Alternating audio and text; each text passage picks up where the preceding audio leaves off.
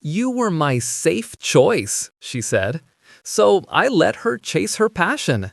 I left her standing there, removed her from my life. And when she came crawling back, I'd already moved on. Before we get into the story, hit that subscribe button and give this video a like if you enjoy real-life drama where people learn exactly what they're worth, usually too late. Alright, let's begin.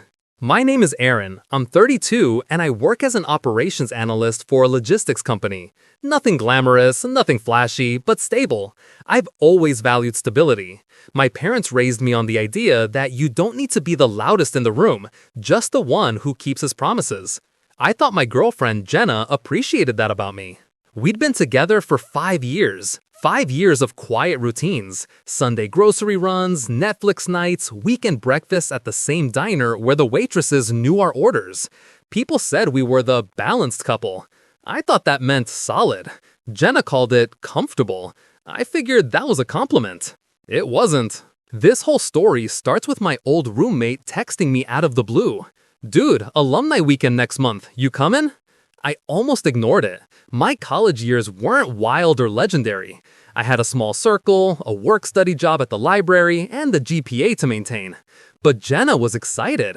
You never do anything social, she said. It'll be fun, and I want to see the campus again. It's been ages. I agreed, thinking it'd be a nostalgic trip. Harmless, maybe even nice. I had no idea the trip was going to detonate my entire relationship.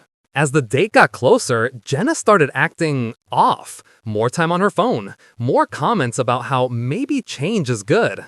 One night during dinner, she said, "People grow up, Aaron. You can't expect everyone to stay the same forever." I wasn't sure what she meant, but she said it with that tone, like she was preparing me for something. Still, I brushed it off. I trusted her. Or maybe I trusted the version of her I thought she was. The day we drove to the alumni event, she seemed jittery, excited. That should have been my clue.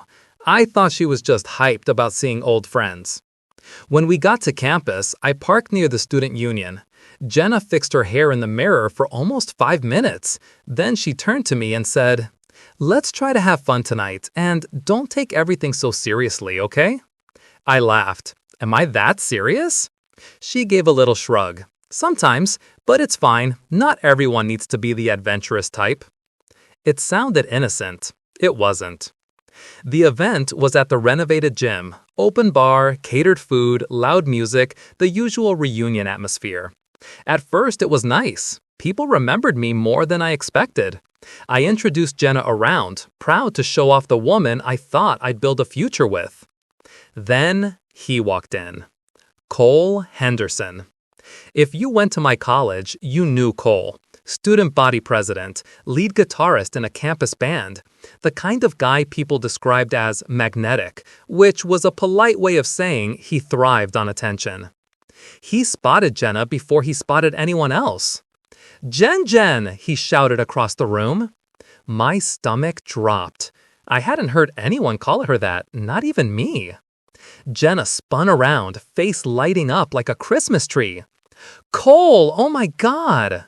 They ran into each other's arms like they were filming a reunion scene for a CW drama.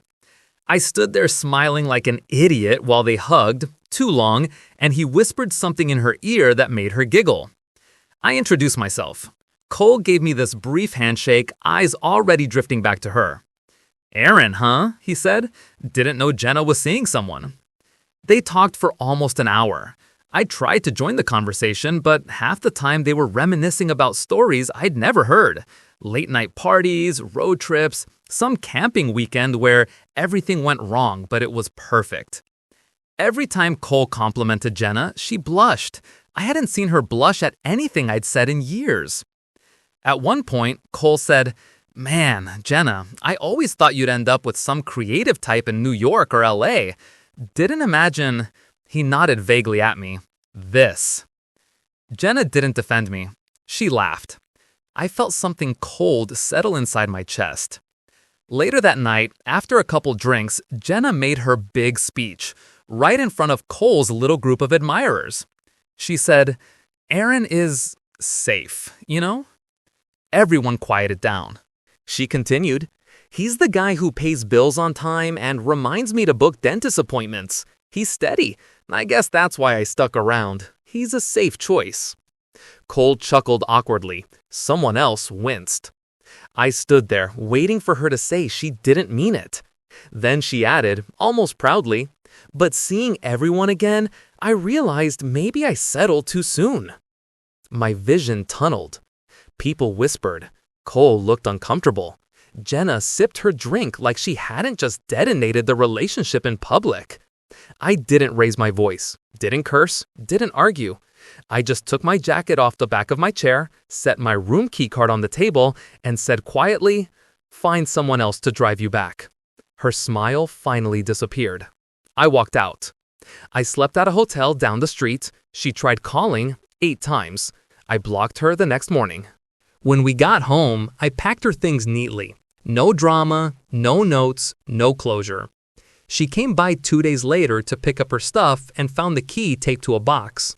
She looked around the apartment like it was a place she'd never seen before. "You're really done?" she whispered. "Yes. But I didn't mean it like that. I was just caught up." "You meant it enough to say it," I replied. She cried. I didn't. Over the next few weeks, her social media turned into a highlight reel with Cole. Drinks, concerts, brunch selfies, flirty captions. She was trying hard. Too hard. Then the cracks appeared.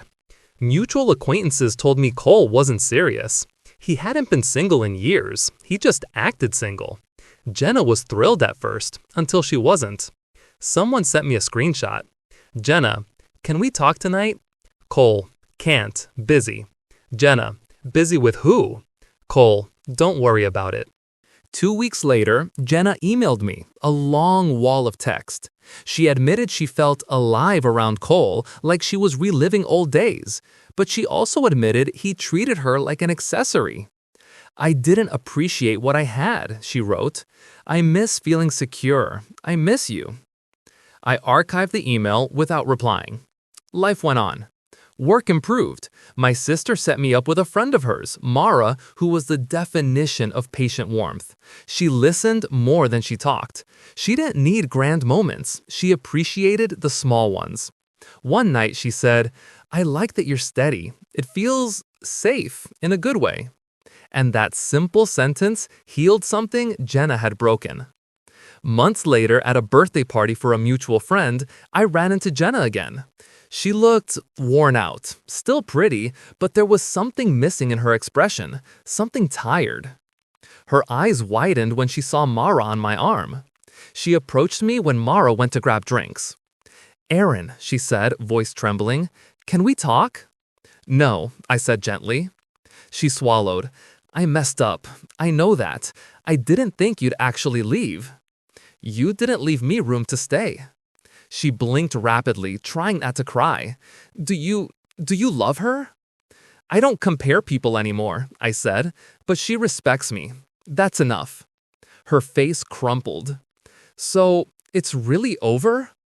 "It's been over," I said.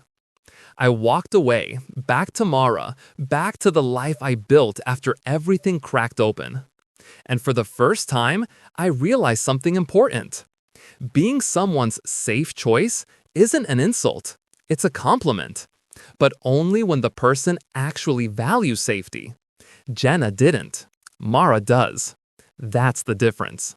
That's the ending. And that's why I walked away and never looked back.